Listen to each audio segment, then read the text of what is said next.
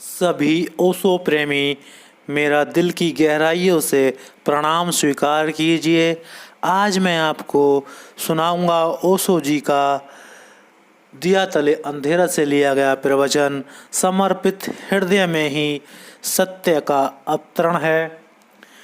तो सभी दोस्तों का पुनः मैं स्वागत करता हूँ। सत्य की खोज कोई बाह्य खोज नहीं है। सत्य की खोज एक आंतरिक पात्रता की तैयारी है। सत्य कहीं रखा नहीं है जिसे आप उठा लेंगे। आप जिस क्षण तैयार होंगे उस क्षण सत्य आप में प्रवेश करेगा। सत्य एक अनुभव है, वस्तु नहीं, इसलिए कोई दूसरा तो उसे दे नहीं सकता। वस्तुएं दी जा सकती हैं, अनुभव दिए नहीं जा सकते। वस्तुएं पात्रता की चिंता नहीं करती। कोहिनूर किसके पास है, कोहिनूर को इसकी जरा भी चिंता नहीं। एक भिखमंगे के पास हो तो ठीक, महारानी विक्टोरिया के पास हो तो ठीक। कोहिनूर व्यक्तियों की चिंता नहीं करता। कोहिनूर एक जड़ पदार्थ है। सत्य कोई जड़ता नहीं है। सत्य तो तुम्हारी संवेदनशीलता पर निर्भर है। सत्य हर किसी के पास नहीं हो सकता। एक हाथ से दूसरे हाथ में लिए जाने का कोई उपाय नहीं है।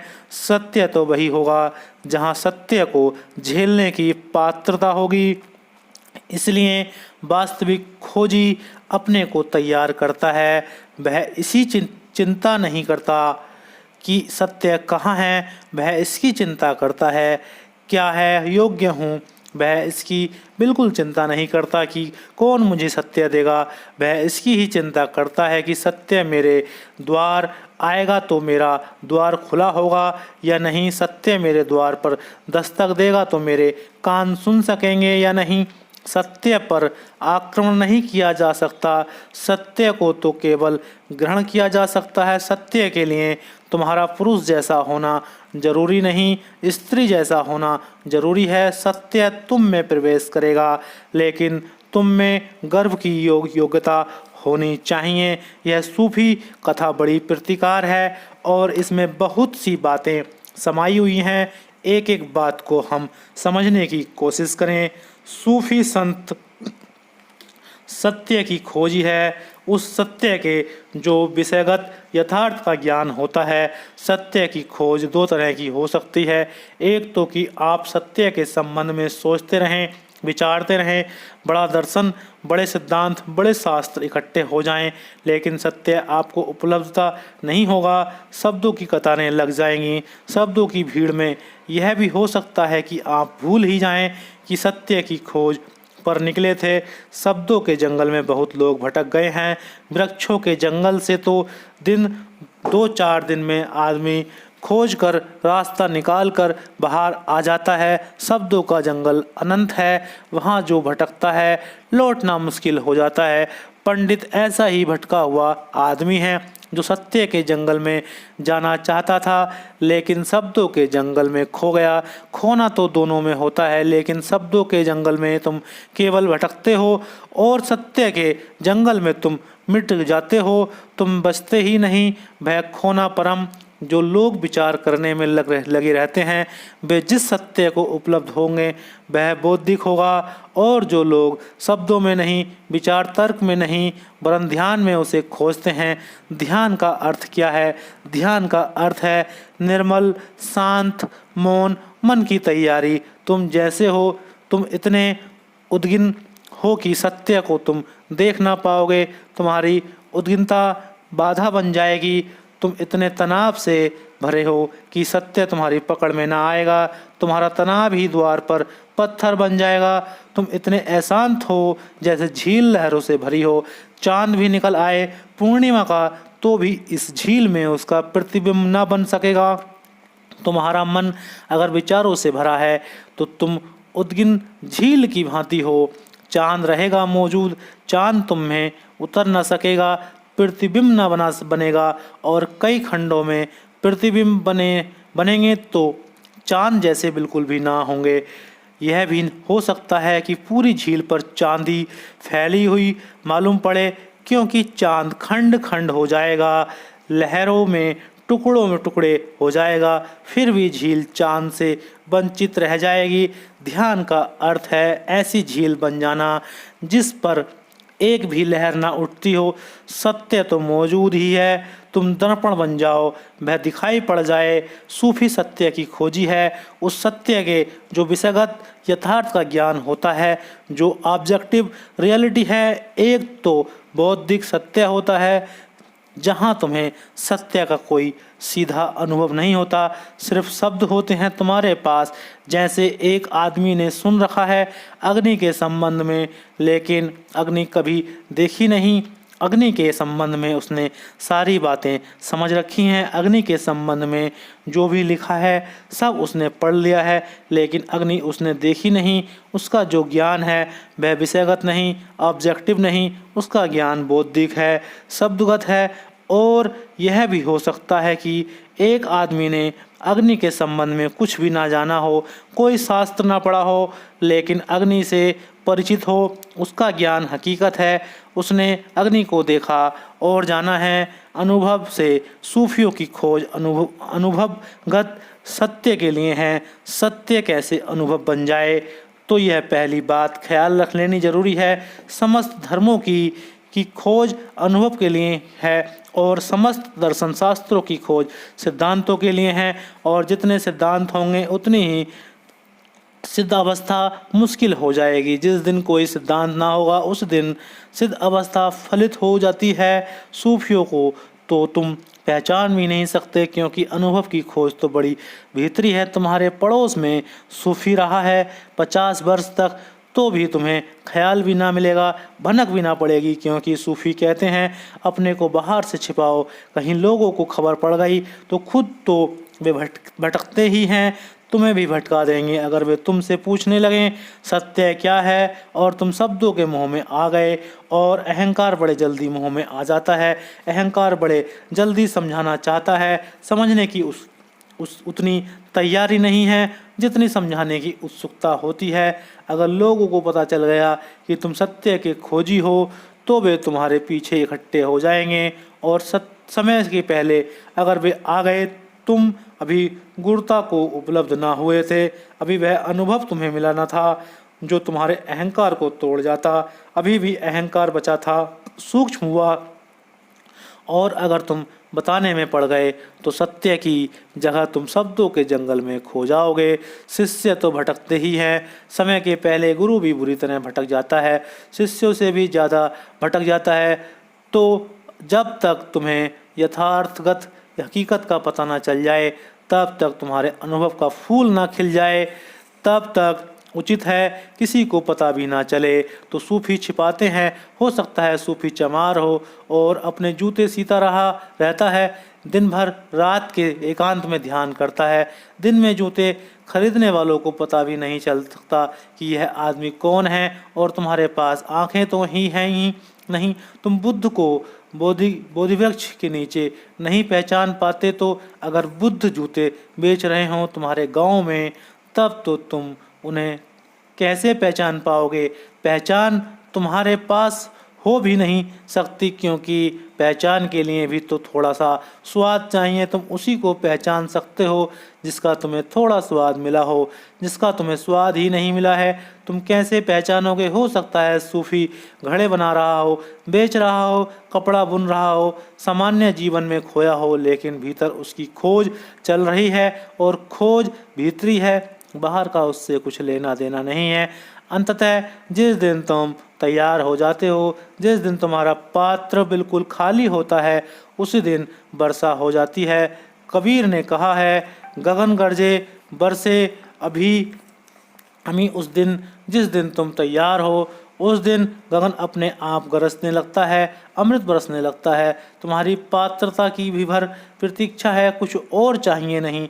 और यह पात्रता योग्यता जैसी नहीं है, धार्मिक पात्रता सांसारिक योग्यता जैसी नहीं है कि कितनी तुम्हारे पास उपलब्धियां हैं, विश्वविद्यालय के कितने सर्टिफिकेट हैं, लोगों में तुम्हारी कितनी मान्यता है, कितना धन है, कितनी किसी विशेष दिशा में तुम्हारी सफलता है, इस सब से कोई संबंध नहीं है। धार्मिक पात्रता तुम्हारी शून्य पर निर्भर है, योग्यता पर नहीं। इसलिए भिखमंगा भी पहुंच सकता है और सम्राट भी वंचित रह जाता है। इसलिए बेपढ़ा लिखा भी पहुंच सकता है और पढ़ा लिखा भी भटक सकता है। इसलिए ना कुछ को भी मिलन हो सकता है। और तो जो सब कुछ था, सिंहासन पर विराजमान था, वह भी चूक जा सकता है। अक्सर तो यही हुआ है, सिंहासन वाले चूक जाते हैं और जिनके पास कुछ नहीं है वे उसे पा लेते हैं। क्योंकि जब कुछ नहीं होता तो अहंकार को खड़े होने की जगह भी नहीं होती। जब बाहर कोई सहारा नहीं होता तो भीतर अहंकार को मजबूत करने की सुविधा भी नहीं होती। और अहंकार खो जाए, तुम्हें ऐसी प्रतीति होने लगे कि मैं ना कुछ हूँ। पात्र तैयार होने लगा। जिस दिन पात्र खाली है और तुम्हारे भीतर कोई भी नहीं, तुम एक सूने घर हो गए, उसी दिन परमात्मा तुम्हारे द्वार पर दस्तक देता है। सूफी सत्य के विषयगत यथार्थ के खोजी हैं। एक अज्ञानी, लालची और प्रजापीड़क राजा ने निश्चय किया कि मैं सत्य को भी अपने अधिकार में लाकर रहूँगा। एक एक शब्द समझने जैसा है, क्योंकि बहुत बार तुम भी इसी तरह के निर्णय ले लेते हो। एक अज्ञानी, लालची, प्रजापीड़क राजा ने निश्चय किया। अज्ञानी है, इस बात की उसे चिंता नहीं है कि अज्ञान कटे, सत्य को पाने की आकांक्षा है। तुम भी अज्ञान को काटने को तैयार नहीं हो, सत्य को पाने को उत्सुक हो। सच तो यह है कि तुम यह भी नहीं मानने को तैयार नहीं हो कि तुम अज्ञानी हो, और जिस बीमारी को तुम स्वीकार ही नहीं करते उसे तुम काटोगे कैसे। अज्ञानी बड़ा नाराज होता है यदि उससे कह दो कि तुम अज्ञानी हो। ज्ञानी तो शायद मुस्कुराएगा। उसे अगर अज्ञानी कहो, अज्ञानी झगड़ने को खड़ा हो जाएगा। ज्ञानियों ने तो खुद अपने को अज्ञानी कह दिया है, लेकिन अज्ञानी भूल कर यह नहीं कहता कि मैं अज्ञानी हूँ। फिर भी वह सत्य की खोज में रहता है, अज्ञान को बचाता है और सत्य की खोज करता है। ये दोनों कैसे होगा? यह ऐसे है जैसे कोई आदमी घर में अंधेरा भी बचाना चाहता हो, रोशनी भी लाना चाहता हो। अगर अंधेरा बचाना है तो तुम रोशनी लाओगे, नहीं बातचीत करोगे, क्योंकि तुम भी भली भांति जानते हो कि रोशनी आई कि अंधेरा मिट गया। तो तुम चर्चा बहुत करोगे, दियों की चर्चा, प्रकाश की चर्चा, सिद्धांत शास्त्र सब लाओगे। दिया भर नहीं लाओगे, प्रकाश का फार्मूला लेकर आओगे, लेकिन ज्योति कभी घर में ना जलाओगे, क्योंकि अंधकार को भी बचाना है। मज़ा तो यह है कि अगर कोई तुमसे कह दे कि तुम्हारा घर अंधेरा है तो तुम नाराज होते हो। मेरे पास लोग आते हैं, वे कहते हैं सत्य की खोज करनी है। मैं उनसे कहता हूँ सत्य की तुम बात ही मत करो, पहले तो तुम यह बताओ कि तुम अज्ञानी हो या ज्ञानी। वे बहुत चौंकते हैं। वे कहते हैं ज़्यादा तो नहीं जानते, थोड़े बहुत शास्त्र पढ़े हैं, लेकिन बिल्कुल अज्ञानी भी नहीं है।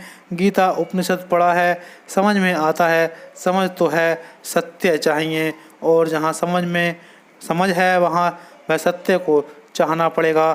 जहाँ समझ है वहाँ सत्य घट जाता है। समझ तो सत्य का ही दूसरा नाम है।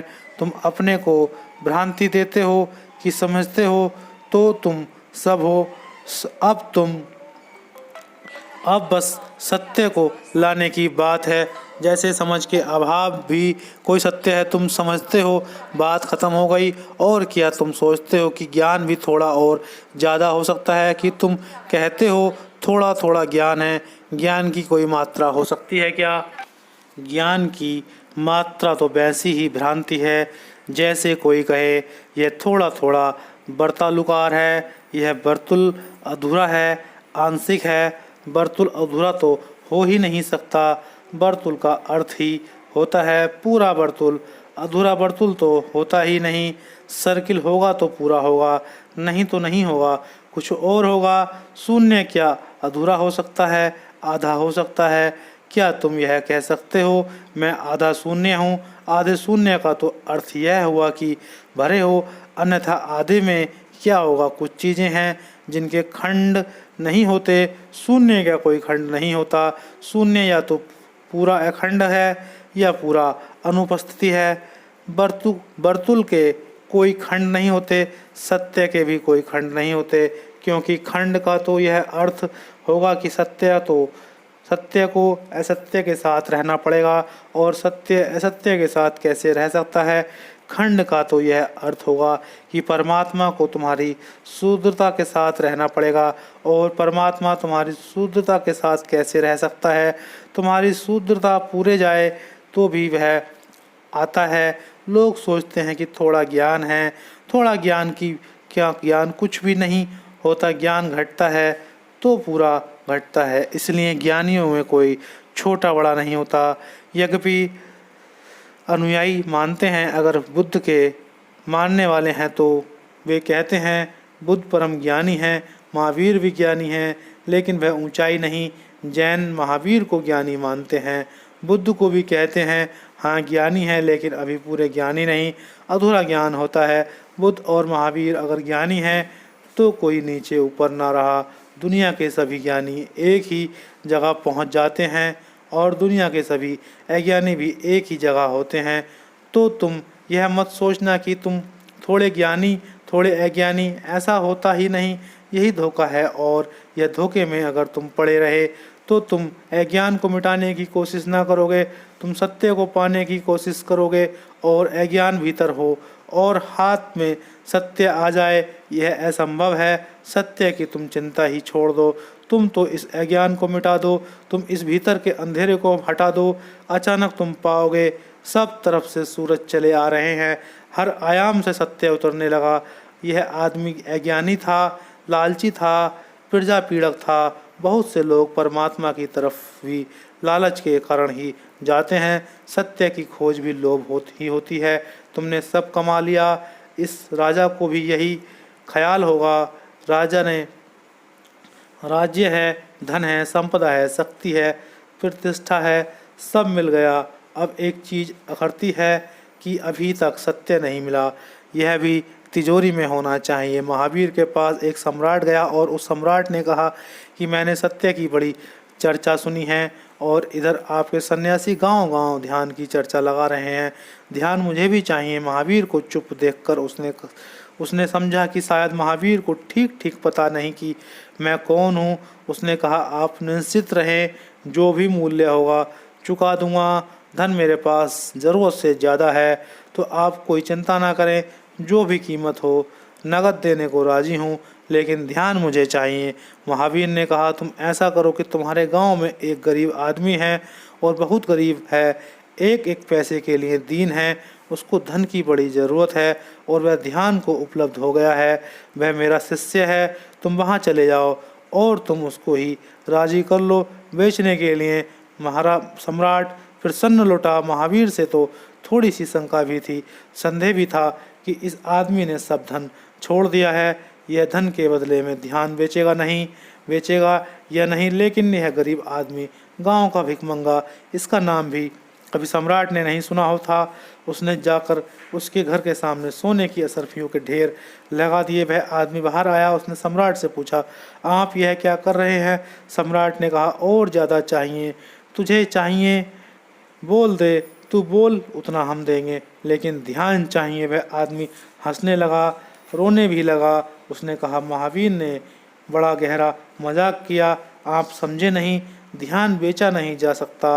आप चाहें तो मुझे खरीद सकते हैं, लेकिन मेरे ध्यान को मैं कैसे दे सकता हूँ। ऐसा नहीं है कि देने में मेरा कोई अस्वीकार है, ऐसा भी नहीं है कि ना देना चाहूँगा, देना भी चाहूँ तो भी नहीं दे सकता हूँ। सम्राट पूछने लगा क्या अड़चन है, तुम मुझे क्यों कहो। उस गरीब आदमी ने कहा अड़चन मेरी तरफ से नहीं है, ध्यान का स्वभाव ऐसा है, उसे कोई किसी को कैसे दे सकता है। बहुत से लोग लालच के कारण ही सत्य की तरफ जाते हैं। जब उनको लगता है सब कमा लिया, अब क्या बचा, तब उनका अहंकार कहता है परमात्मा को और कैद करके घर में ले आओ। तुम जैसे महापुरुष बिना ध्यान के सब तुम्हारे पास है, अब यह ध्यान और अपनी संपत्ति में जोड़ दो, यह परमात्मा की कतार में खड़ा कर दो तुम्हारी संपदा के, ताकि तुम कह सको अब मेरे पास ऐसा कुछ भी नहीं जो नहीं है। अधिक लोग सत्य की खोज में सत्य के खोजी की तरह नहीं जाते, लोभी की तरह जाते हैं। इसलिए अक्सर लोग बुढ़ापे में उत्सुक होते हैं। जब मरने के दिन करीब आने लगते हैं तब वे सोचते हैं अब सब तो कमा लिया, अब जरा परमात्मा को भी कमा लें। उस संसार में काम आएगा जब उनके पास सब होता है। तब वे सोचते हैं अब कुछ दान भी कर दें ताकि उस लोक के लिए भी व्यवस्था हो जाए, स्वर्ग में भी सम्मान से प्रवेश हो और वहाँ भी ठीक परमात्मा के आसपास रहने की कोई जगह मिले। वैसी आकांक्षा से भरकर लोभी सत्य की खोज में जाते हैं। लोभियों ने ही स्वर्ग की धारणा की है। अगर तुम स्वर्ग को ठीक से देखो तो वह बिल्कुल लोभी की धारणा दिखती है। सोने चांदी के वृक्ष, हीरे जवाहरातों से पटे हुए मार्ग, कल्पतरु जिनके नीचे बैठे हों और सभी वासनाएं पूरी हो जाएं। स्वर्ग किसी ज्ञानी की कल्पना नहीं मालूम होती, क्योंकि ज्ञानी तो कल्पना करता ही नहीं। स्वर्ग तो लोभी की कल्पना मालूम होती है। नरक अपने दुश्मनों के लिए, स्वर्ग अपने और अपने मित्रों के लिए। नरक उनके लिए जो हमसे विपरीत हैं और स्वर्ग उनके लिए जो हमारे साथ हैं। इसलिए हर देश की स्वर्ग की धारणा अलग है, क्योंकि हर देश की परिस्थितियां अलग हैं। हिंदुओं का जो स्वर्ग है वह करीब करीब वातानुकूलित एयर कंडीशनर है, क्योंकि मुल्क गर्म है और यहाँ लोभी सोच ही नहीं सकता कि स्वर्ग में भी गर्मी। नरक जो है वहाँ भयंकर आग जल रही है, वहाँ ईंधन की कभी कमी नहीं पड़ती, वहाँ आग जलती ही रहती है। सतत आदमी कड़ाहों में डाले जाते हैं। वह हिंदू की जो पीड़ा है इस मुल्क में, हिंदू लोभी की गर्मी उसका सबूत है। लेकिन तिब्बत का स्वर्ग वह ठंडा नहीं है, वह शीतल नहीं है।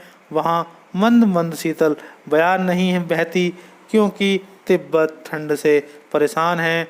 वहाँ सूरज हमेशा निकलता रहता है और नर्क बर्फ भयंकर शीत से भरा हुआ है, वहाँ बर्फ ही जमी है। तिब्बती नर्क में आग नहीं है, क्योंकि आग तो तिब्बत के स्वर्ग जैसी मालूम होती है। निश्चित ही स्वर्ग और नर्क के इस धारणा का कोई भी संबंध नहीं है। आदमी के लोभ, आदमी के भय से इतना संबंध है। यह आदमी लोभी है, प्रजा पीड़क है, हिंसात्मक है और हिंसात्मक मन का लक्षण यह है कि वह सोचता है हर चीज़ जबरदस्ती पाई जा सकती है। यह हिंसा का मूल स्वभाव है, हर चीज़ जबरदस्ती पाई जा सकती है। और यह आदमी जिसने इतना बड़ा राज्य बना लिया हो, ना मालूम कितने को जबरदस्ती झुका दिया हो, अगर यह ऐसा माने कि यह सत्य को भी जबरदस्ती घर में लाया जा सकता है तो आश्चर्य नहीं होगा। यह तर्कयुक्त है। जब तुमने कभी झुका लिया तो सत्य को क्यों नहीं झुका सकोगे। यह इस तरह का आदमी तलवार के बल पर सत्य लाने जाता है, वह सत्य के साथ भी हिंसक व्यवहार करता है। ऐसा आदमी बलात्कारी है, वह सत्य के साथ भी बलात् जबरदस्ती जोर जबरदस्ती दिखलाना चाहता है। लेकिन ध्यान रहे, इस जीवन में जो भी श्रेष्ठ है, जो भी श्रेयस है, वह बलात् से उपलब्ध नहीं होता। एक स्त्री के साथ बलात्कार किया जा सकता है, लेकिन तुम उसके प्रेम को ना पा सकोगे। शरीर मिल जाएगा, हड्डी मांस मज्जा मिल जाएगी, लेकिन प्रेम नहीं पा सकोगे। प्रेम को झुकाने का कोई उपाय है क्या? शरीर झुक जाएगा। और अगर तुम प्रेम की तलाश में थे तो तुम हजारों शरीर झुका लो तलवार के बल, तो भी तुम्हें एक स्त्री का प्रेम ना मिल सकेगा। तुम किसी आदमी की गर्दन पर तलवार रखकर उसकी गर्दन को पैर पर झुकने के लिए मजबूर कर सकते हो, शरीर झुक जाएगा, श्रद्धा ना मिलेगी। श्रद्धा को झुकने का कोई भी उपाय नहीं, सिर कटने के डर से झुक जाएगा। मज़ा यह है कि अगर पहले थोड़ी बहुत श्रद्धा रही होगी तो वह भी खो जाएगी। जिस दिन तुम किसी स्त्री के साथ जबरदस्ती करोगे, उस दिन अगर थोड़ा प्रेम का झरना बह भी रहा होगा, वह भी सूख जाएगा, सदा के लिए सूख जाएगा। प्रेम या श्रद्धा या सत्य को कोई झुका नहीं सकता, जबरदस्ती नहीं पा सकता। लेकिन हमारे जीवन का अनुभव यह है कि यहाँ सभी चीज़ें, शूद्र चीज़ें जबरदस्ती मिल जाती हैं। जो शूद्र का गणित है वह विराट का गणित नहीं है। और जिन ढंगों से तुमने शूद्र को पाया है, उन्हीं ढंगों से विराट को पाने की कोशिश मत करना, अन्यथा तुम व्यर्थ ही भटकते और भटकोगे और परेशान होगे।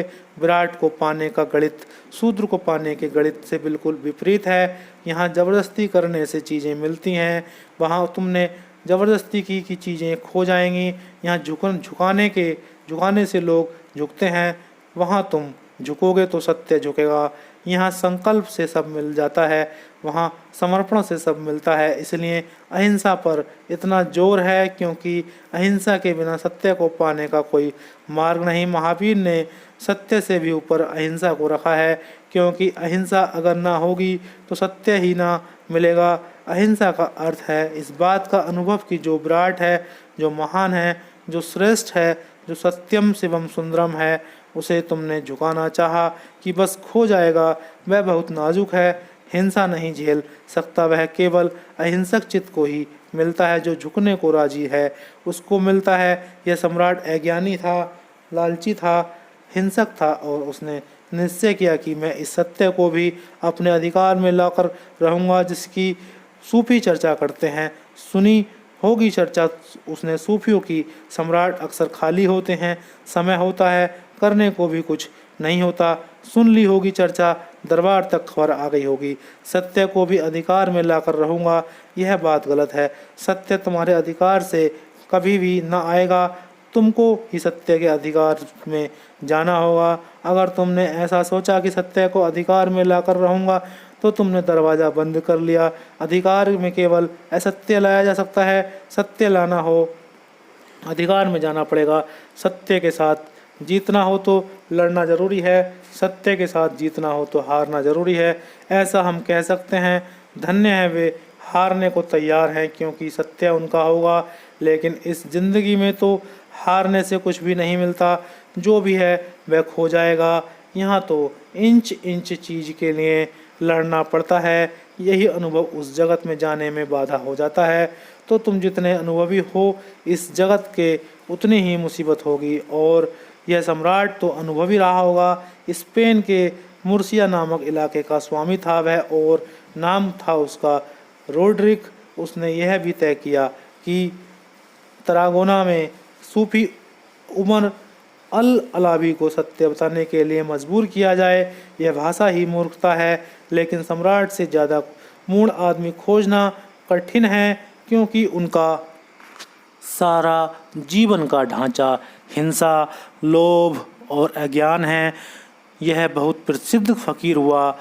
उमर अल अलावी ठीक उसी कोटि का आदमी है जैसे बुद्ध, महावीर, कृष्ण हुए। सोचा उस सम्राट ने कि अलावी को पकड़ लिया जाए और मजबूर किया जाए कि सत्य को बता। फलत उमर को गिरफ्तार कर राज दरबार में हाजिर किया गया। रोड्रिक ने उससे कहा, मैंने निर्णय किया है कि जो सत्य आप जानते हैं उसे आप मुझे उन शब्दों में बता देंगे जिन्हें मैं समझ सकूं, और यदि ऐसा नहीं हुआ तो आपको ज़िंदगी से हाथ धोना पड़ेगा। हिंसक एक ही भाषा समझ आता है, वह भाषा है मौत की। वह सोचता है मौत को सामने खड़ा कर दो, आदमी हर चीज़ दे देगा। उसे पता ही नहीं है सूफियों का, धार्मिकों का, संतों का कि उनके लिए मौत खो चुकी है। उन्हें तुम मौत का भय नहीं दे सकते, उन्हें तुम जीवन छीनने की धमकी नहीं दे सकते। तुम जो छीन सकते हो उसे वे पहले ही छोड़ चुके हैं। जिसे तुम जीवन समझते हो उसे तो उन्होंने मृत्यु की भांति छोड़ दिया, और जिसे तुम मृत्यु समझते हो उसे उन्होंने हृदय के गहरे अनुभव की तरह अंगीकार कर लिया। उस मृत्यु को उपलब्ध और होकर ही तो वे परम जीवन को, परम अमृत को जान पाए हैं। लेकिन आदमी तो अपनी भाषा में बोलता है। रोड्रिक ने कहा कि मैंने निर्णय किया है कि जो सत्य आप जानते हैं उसे आप मुझे उन शब्दों में बता देंगे, और यह भी अज्ञानी की शर्त होती है हमेशा कि आप मुझे उन शब्दों में बता दें जिन्हें मैं समझ सकूं। अज्ञानी का आग्रह यह होता है कि सत्य मेरे लत पर आकर मुझे मिले, और सत्य की यह शर्त है चलिए कि तुम्हें सत्य के तल तक जाना होगा। सत्य तुम्हारे तल तक नहीं आता, और अगर तुमने बहुत जिद की, उसी जिद के कारण पंडित और पुरोहित पैदा हुए, क्योंकि संत तो वही भाषा बोलेगा जो सत्य की भाषा है, लेकिन तुम कहते हो जो हमारी समझ में आ सके।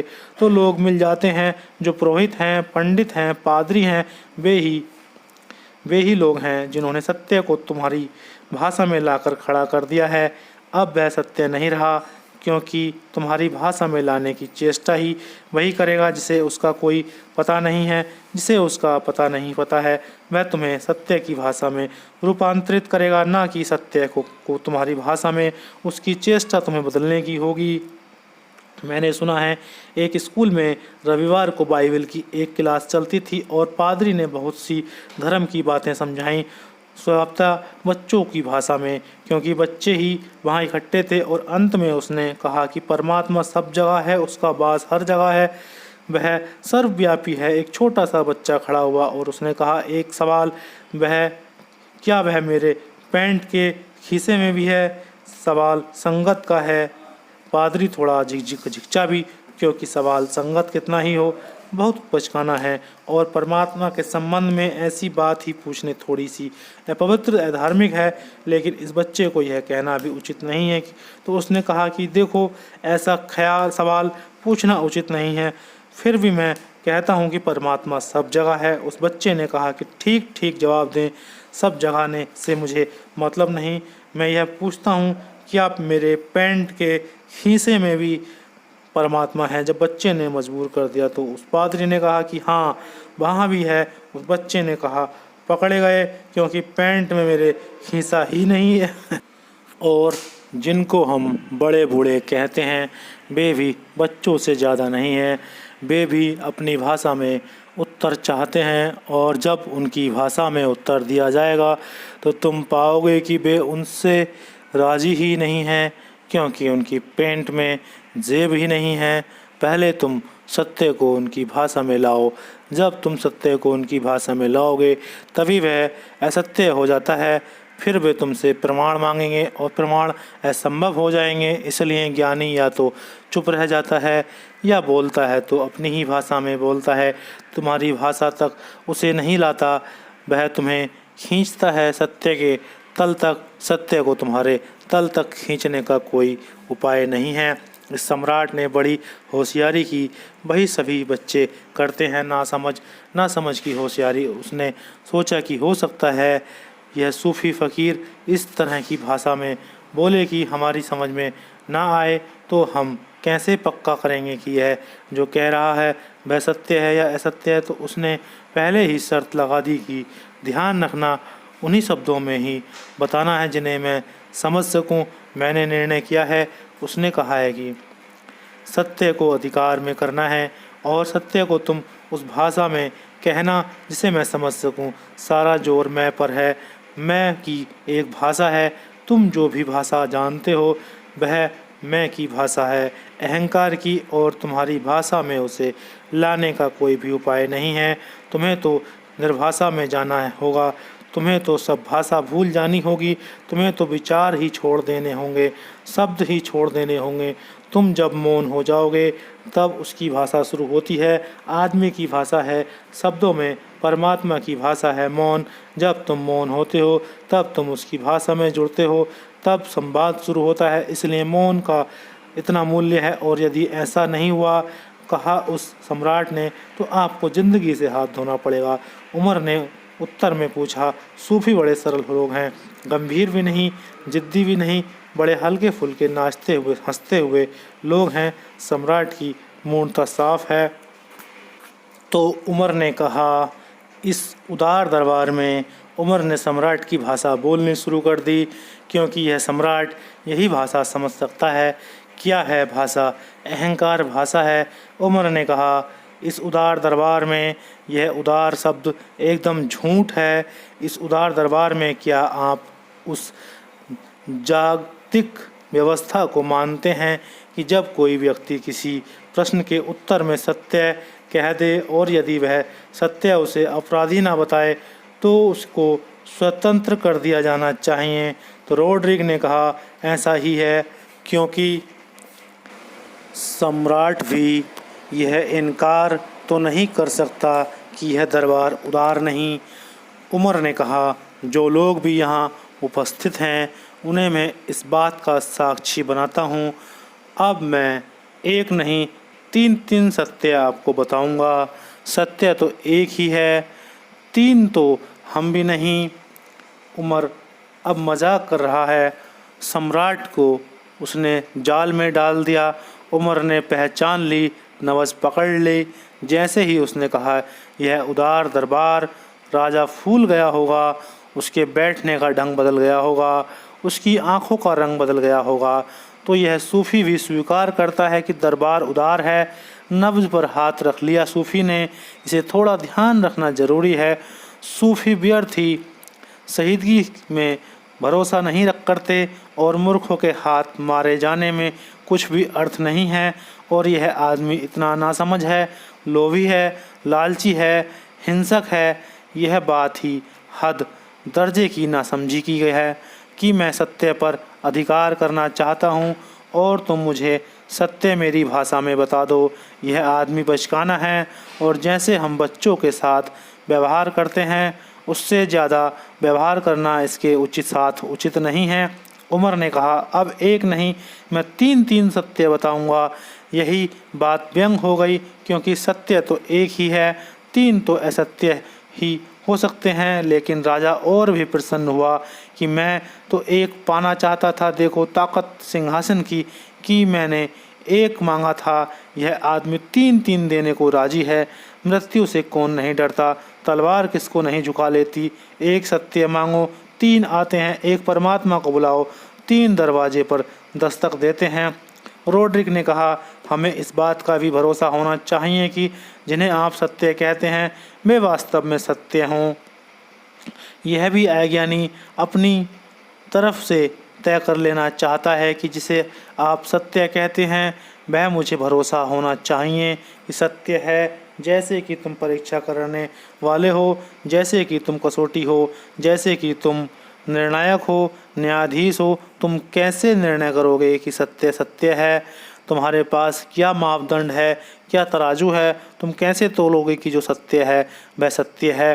तुम्हारे सब तराजू झूठी दुनिया के हैं, तुम्हारे सब बट खरे झूठी दुनिया के हैं। तुम उनसे ही तोलोगे, तुम दृश्य से अदृश्य को तोलोगे, तुम पदार्थ से परमात्मा को तोलोगे। तुम्हारे सब नाप जोक के साधन वस्तुओं को तोलने के लिए हैं, चेतना को तोलने का तुम्हारे पास कोई उपाय नहीं।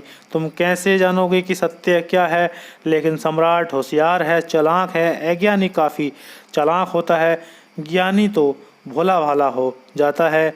अज्ञानी बहुत कनिंग और चालाक होता है। उसने कहा यह भी ठीक है कि 3 तुम कहने जा रहे हो, लेकिन यह भी हमें भरोसा होना चाहिए कि जिन्हें तुम सत्य कहते हो वो वास्तव में सत्य हैं।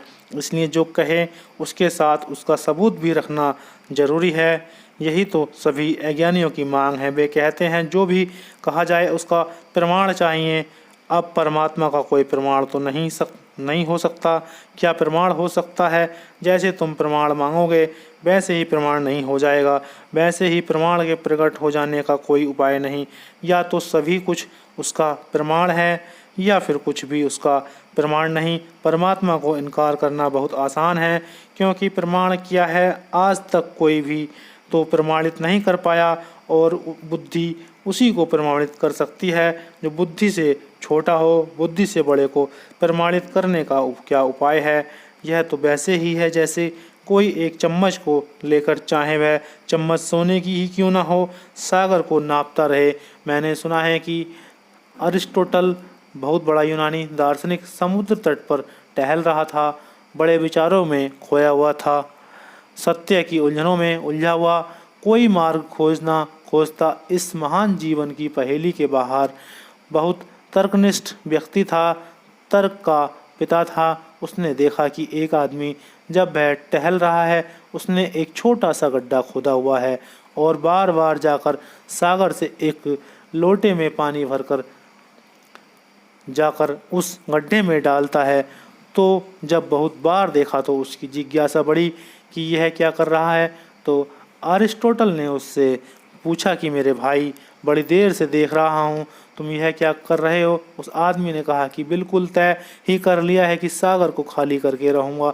अरिस्टोटल हंसने लगा। उसने कहा, पागल मैंने बहुत देखे, लेकिन तुम्हारा कोई मुकाबला नहीं है। तुम इस लोटे से, इस छोटे से गड्ढे में पूरे सागर को खाली करने का सोच रहे हो। कैसे सोच रहे हो? वह आदमी खिलखिलाकर हंसने लगा और कहा, आपने संबंध में तो सोचो, तुम क्या कर रहे हो? क्या इस लोटे से बड़ी तुम्हारी खोपड़ी है, जिससे तुम सारे परमात्मा को नापने निकल चले हो?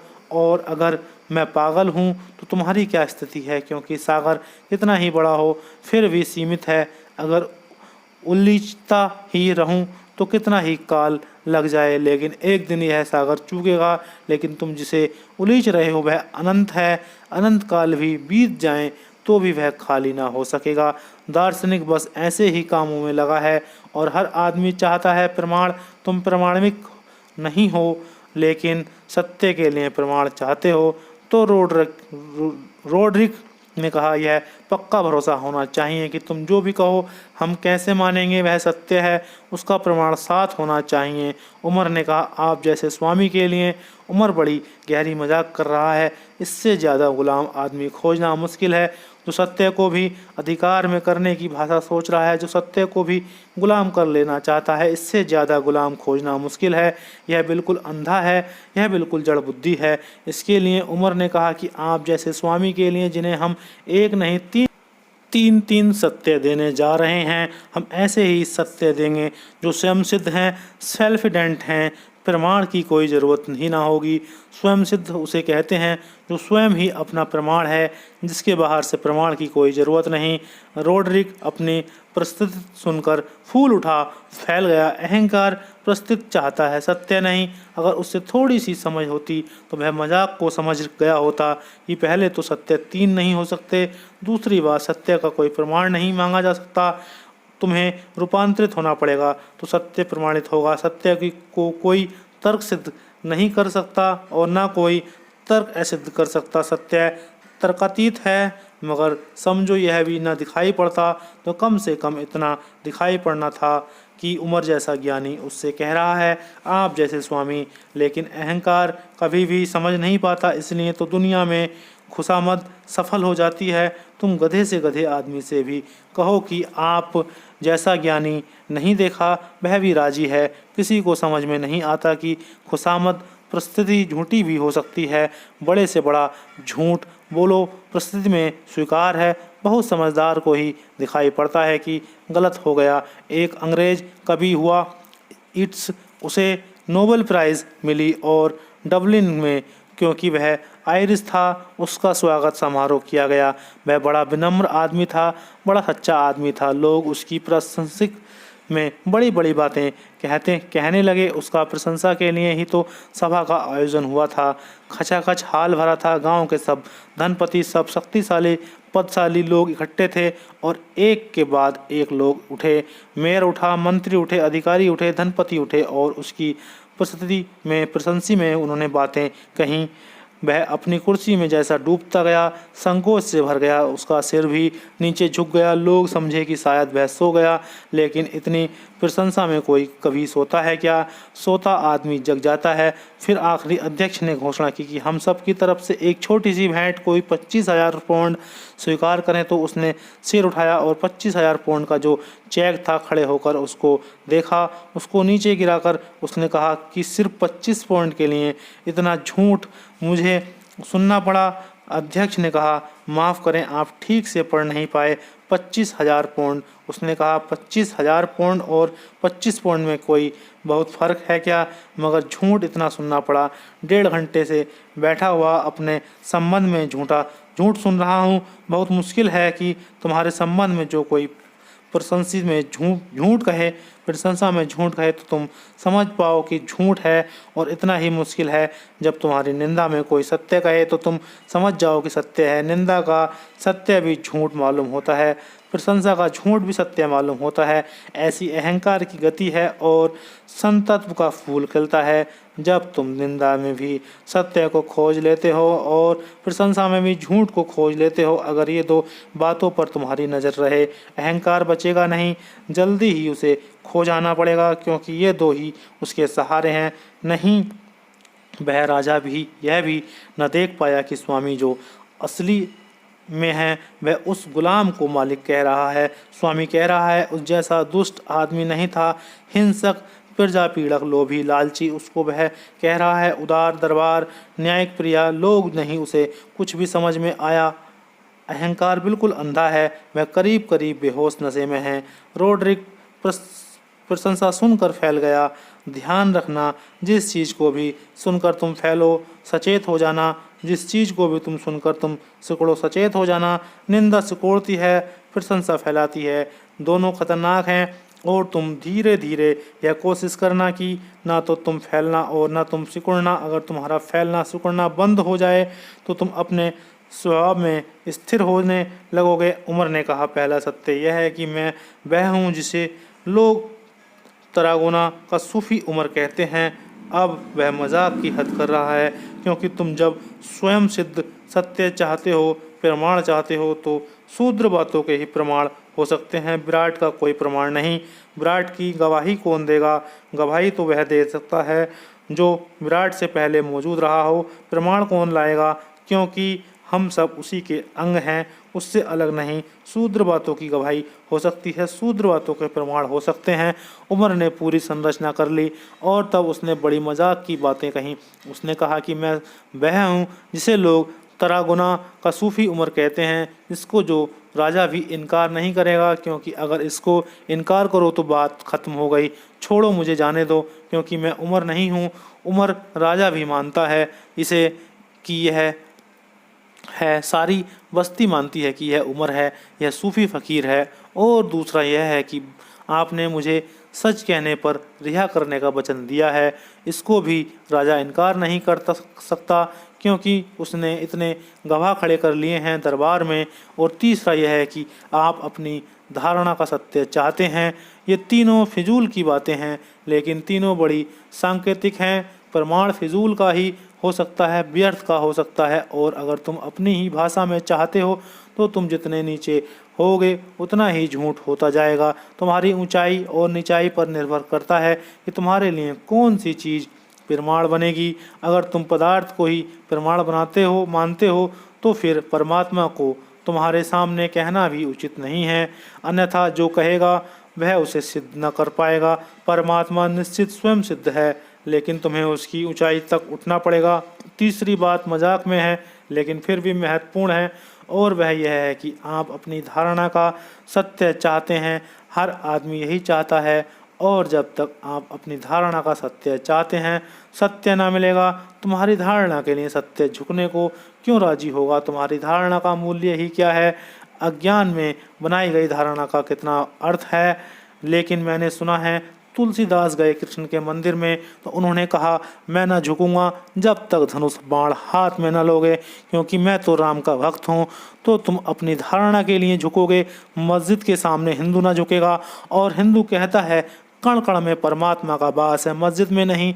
मस्जिद गजब की चीज़ है। मुसलमान मंदिर के सामने न झुकेगा, हालांकि वह कहता है सब उसी का खेल है। तो इस मूर्ति को जिसने मुसलमान तोड़ता है उससे वह नहीं है, और अगर वह है तो तुम उसी को तोड़ रहे हो। लेकिन हर आदमी अपनी धारणा का सत्य चाहता है। इसका अर्थ हुआ कि तुम सत्य से बड़े हो और सत्य को तुम्हारे ढांचे में आना पड़ेगा। तुम सत्य से ऊपर हो, और सत्य को अगर ज़रूरत हो तुम्हारी तो तुम्हारे रंग में नाचे, तुम्हारे ढंग में नाचे, तुम्हारी धारणा का रूप ले। यह अहंकार की बड़ी से बड़ी आकांक्षा हो सकती है। इसलिए जब तक तुम्हारे पास धारणाएं हैं तब तक तुम्हारा सत्य से मिलन ना होगा। जब तक तुमने तय कर रखा है परमात्मा की मूर्ति धनुष लिए बांसुरी बजाते हुए बुद्ध की तरह बैठी हुई, महावीर की तरह नग्न खड़ी हुई, तब तक तुम्हारा परमात्मा से कोई संबंध ना होगा, क्योंकि तुम्हारी इस बचकानी धारणा के लिए परमात्मा इस रूप में प्रकट हो।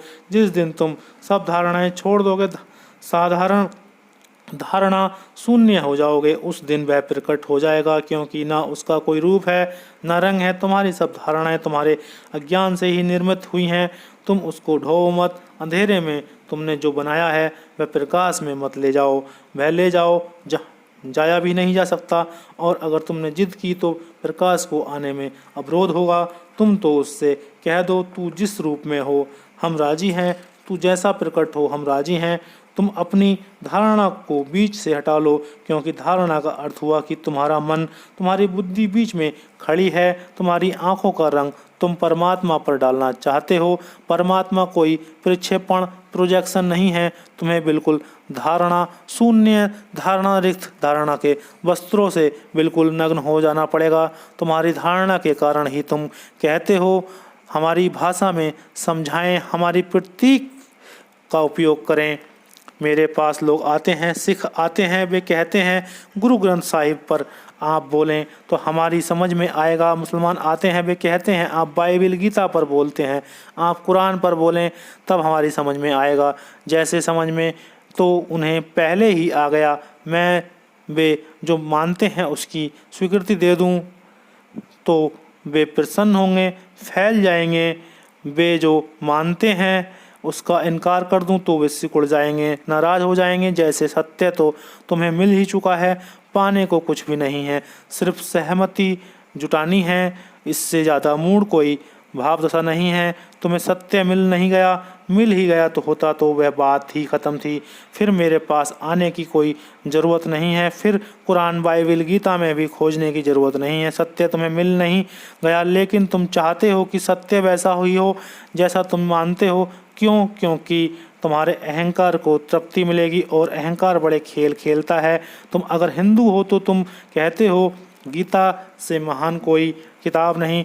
क्यों? सच में गीता महान किताब है। शायद तुमने पढ़ी भी ना हो पूरी, लेकिन गीता की महानता के पीछे तुम अपनी महानता सिद्ध करना चाह रहे हो कि मैं हिंदू हूँ, मेरी किताब महान है। तुम किसी को गुरु मानते हो, कोई उसकी निंदा कर दे, लड़ने को खड़े हो जाते हो। क्यों? और सारे गुरु यह कर रहे हैं कि निंदा और प्रशंसा को समान समझना। क्यों तुम लड़ने खड़े हो जाते हो? क्योंकि तुम्हारा गुरु अगर छोटा हो गया तो तुम भी उसी अनुपात में छोटे हो गए। छोटे गुरु के छोटे शिष्य, बड़े गुरु के बड़े शिष्य। अगर तुम्हारा गुरु दुनिया का सबसे बड़ा गुरु है तो तुम दुनिया के सबसे बड़े शिष्य। तुम अपने अहंकार को पोष रहे हो। तुम्हारा धर्म, तुम्हारी किताब, तुम्हारा मंदिर, तुम्हारा गुरु, सबको तुमने आभूषण बनाया है अपने अहंकार को बड़ा करने के लिए, और वही बाधा है। इसे ठीक से देखो और इन बाधाओं को गिरा दो।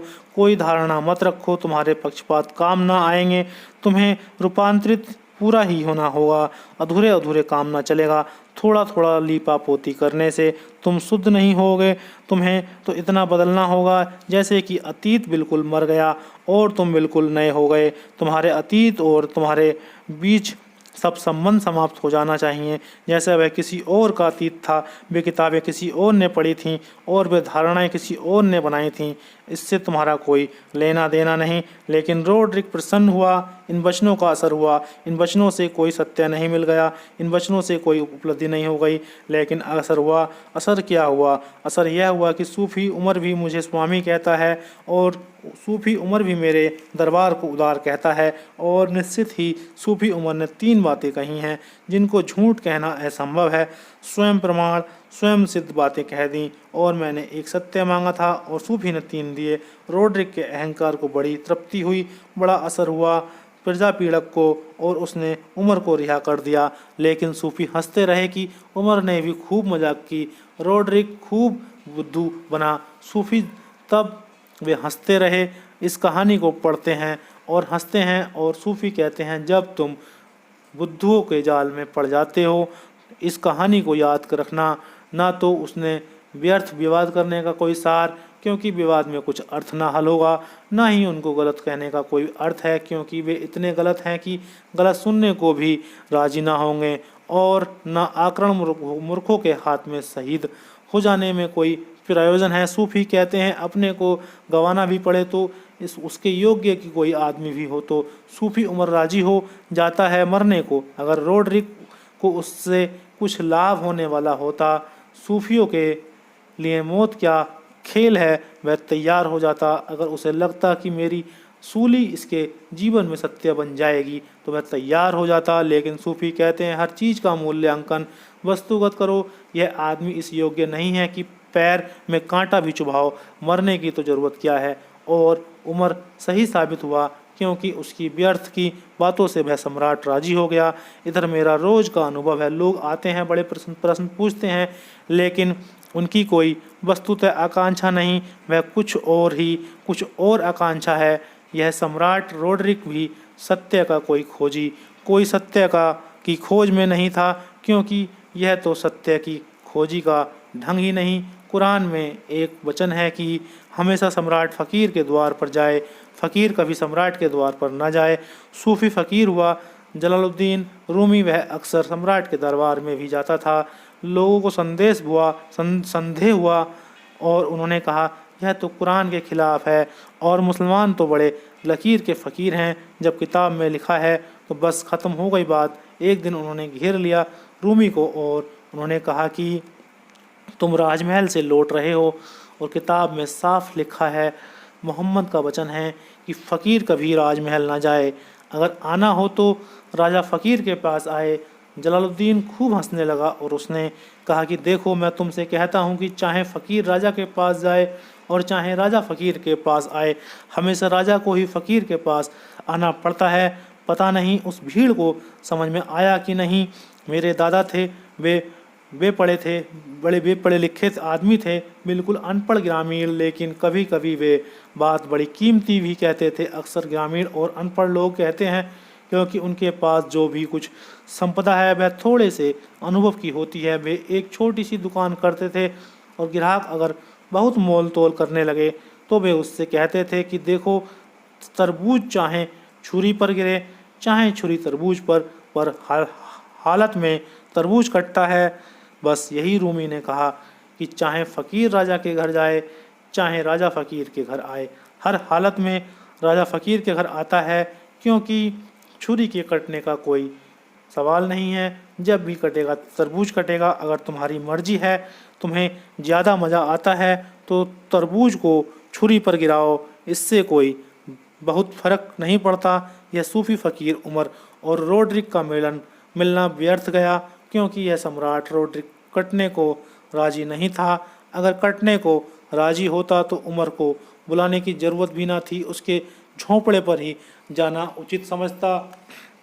समर्पित भाव से श्रद्धा से पूछे गए प्रश्न उत्तर की झलक ला सकते हैं। झुककर विनम्र होकर की गई प्रार्थना पूरी हो सकती है।